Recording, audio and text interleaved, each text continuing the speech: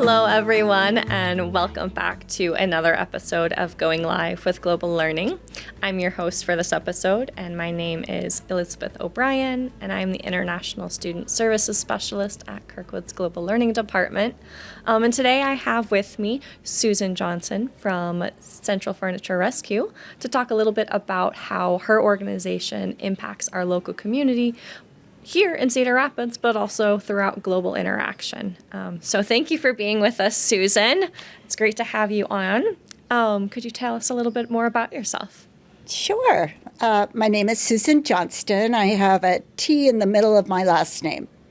I am a founder and executive director of Central Furniture Rescue. I started it after I thought I'd retire. I spent most of my careers in project management, program management, business analysis, sales, marketing, and even a little bit of retail.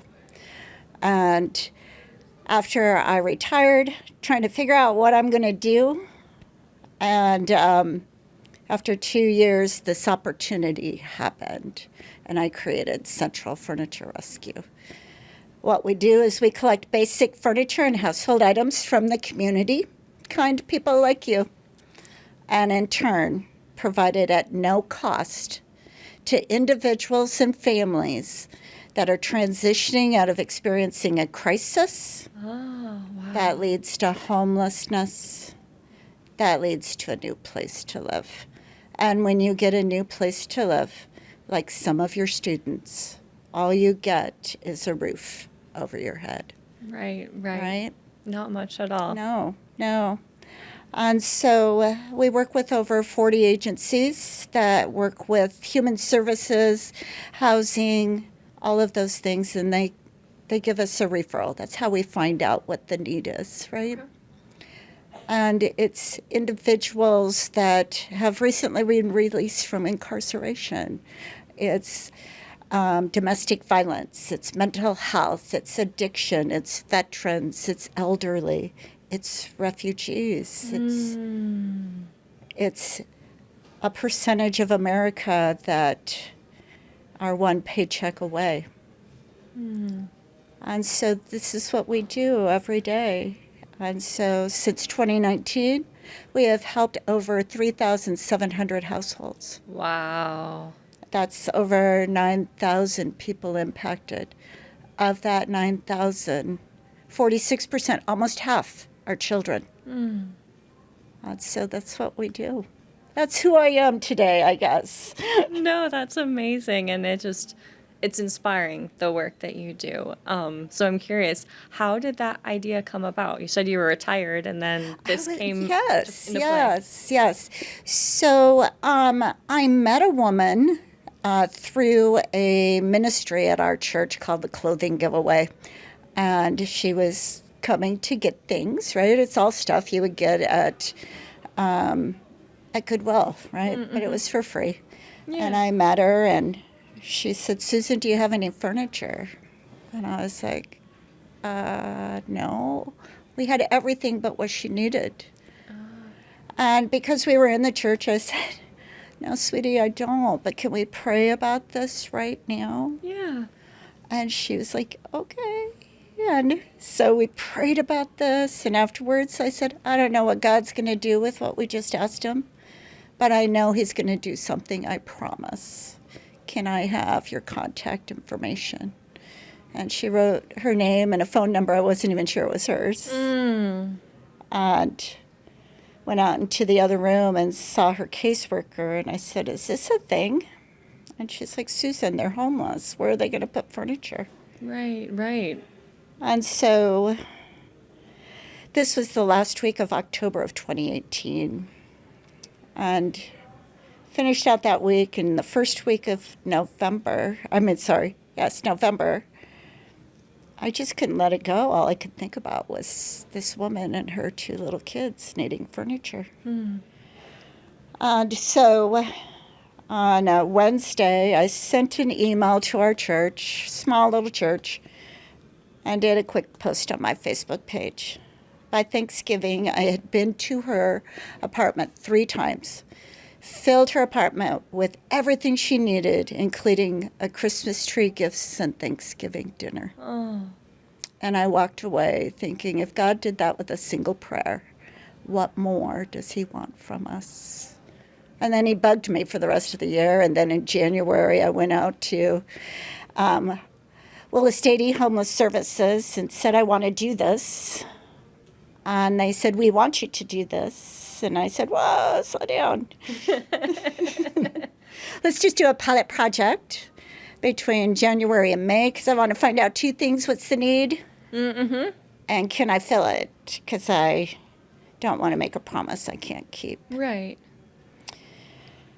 And so then one of our very first referrals was for a mama with 3 kids, a 14-year-old girl, a 4-year-old girl, and a 7-year-old boy. And I called Mama. And Mama said, just get my kids a bed. I said, Mama, do you have a bed? She's like, just get my kids a bed. She said, tell me about your apartment. I said, tell me about your apartment. She said, it's a 2-bedroom.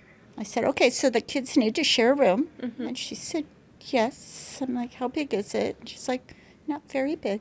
So my brain's trying to figure out what that looks like, right? Yeah. I said, tell me about the rest of your apartment.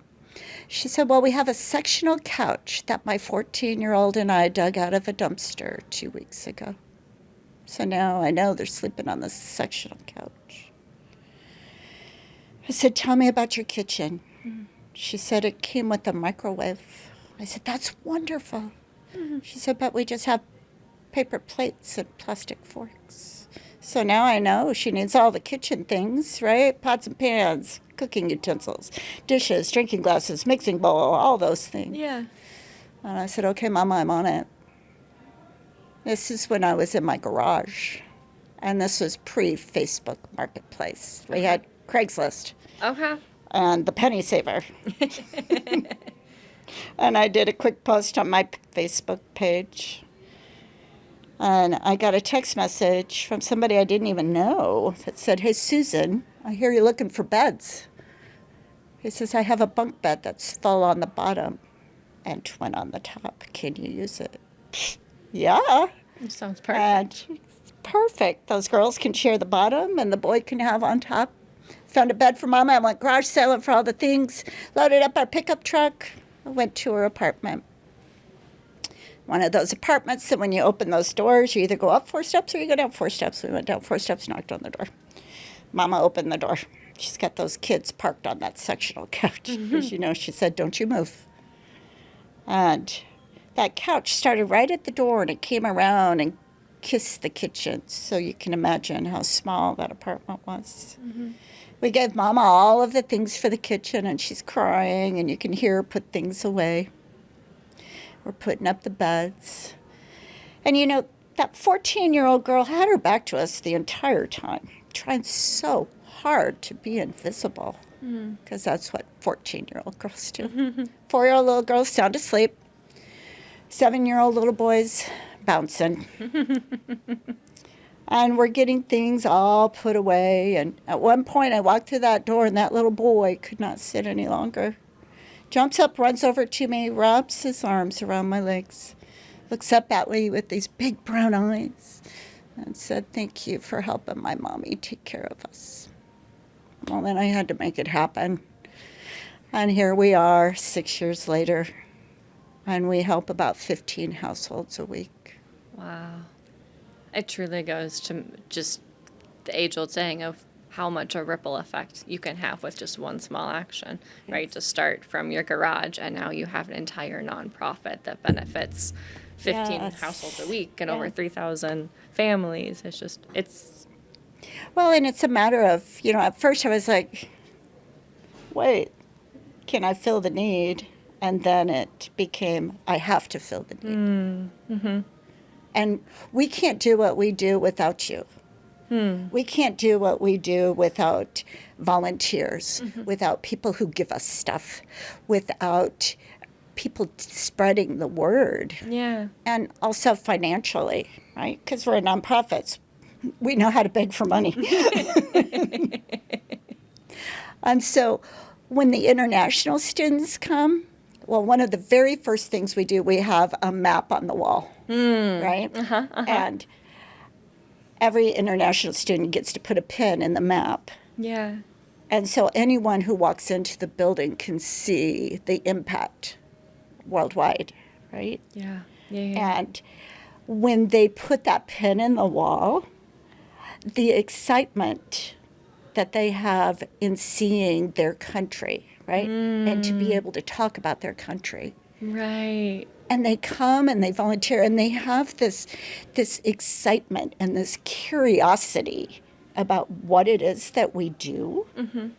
And we get to talk about the different cultures, and they don't realize that this happens in the United States, right? Yeah. Because we all have perceptions, no matter where we live, of what other countries look like, and it's usually based on movies, TV, Right. word of mouth, whatever. And Everything looks wonderful. right, Perfect. everything's beautiful. We all live in mansions, right? Yep.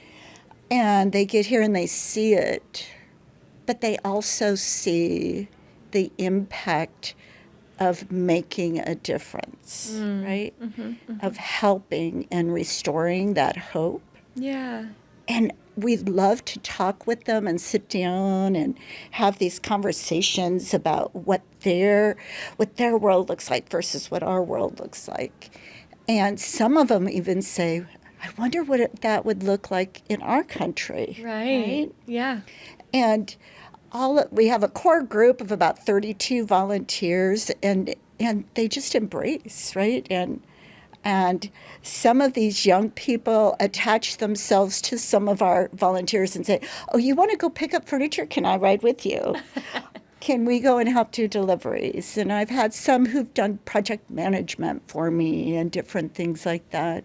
And anyone who walks through that door becomes family, right? And we start to see the world differently. And a neighbor is not just someone who lives next door to us. Right. That's a person that matters, that you care for. So yeah, you talked a little bit about the impact on volunteering and getting to know Central Furniture Rescue through the students' eyes. What has been the impact like for the people they've helped or the people they've worked with at your organization? So, interestingly enough, because up until this year, a group of the people that we help were refugees, right? And for a group of international students to deliver furniture to a group of refugees that have come to our country, it connects them, right? Because they're both from different countries. Whereas when our usual volunteers, white America, right, goes and shows up, it's different, right? And so they can walk away saying, we've got to help someone, and it could have been somebody from their own country, right? And so that impact, because they have a different perspective, right? Yeah. A Definitely. different perspective of what it is that we did. You see it firsthand, and I think that was always something that, after we would volunteer with the students and come back to Kirkwood, that impact or that perspective just resonated so much more with them because they could see firsthand what they were doing and how it was helping people in the community. And so it would bring that perspective back to them of, okay, not only am I helping someone here in the United States, but as you said, how can I bring this perspective back home with me to my country and help others see the value of helping, right? Exactly. And seeing the value of what me as an individual can do with one action and create that ripple effect again. Exactly. So yeah, that's amazing. And it's fantastic that you have so many opportunities for people to get involved. And I know you work with other organizations and other groups that come from all over the world. So I'm curious, and you might not know this at the top of your head, but how many countries would you say you've had students or volunteers from at this point? Oh, my goodness. if I had a picture of the map, if you were to imagine the map globally, it would cover Africa and parts of Europe and Asia. Okay. So a good part of Yep. of the Eastern. Yeah, that's amazing. It's amazing what you're doing. Yeah, and so where do you see the continued impact going forward? So, what we are is a furniture bank. Mm-hmm. It's kind of like a food bank. Yeah. There are less than 600 of us nationwide, Oh, wow. and there are only 3 in the state of Iowa: Des Moines, Iowa City, and Cedar Rapids. And my dream is the Iowa Furniture Coalition. And establishing smaller furniture banks in like Waterloo, Marshalltown, Fort Dodge, Clinton, right? And because the need is there too, and there's nobody to fill that need. And as we expand through the state, the impact of the people that not only that we serve, but the people who help fill that in each of those areas. And it just gets bigger and bigger and bigger, right? Yeah. And you don't realize that how one, like you said, one action can be affected globally, right? It starts here Right. and it ripples and hits everything, and then the reverse almost happens, right? How, the global comes here locally. Exactly. And it just back and Exactly. And the state of Iowa is one of the states that up until this year accepted refugees. And that impact, right? Yeah. And Just to understand each right, other and exactly. gain new perspectives and values. Exactly. And the United States is made up of that. That's what we are. Yeah. Right? Yeah. And to be able to open our minds and be includers, right? Yeah. It means something. Well, thank you so much for being here today. I think the mission of today, or just the message that comes across, is don't underestimate the value you have as an individual and the impact you can have on one person, but yet alone so many other people. So we encourage you to continue making an impact, consider your role, and tune in next week for another episode of Going Live with Global Learning.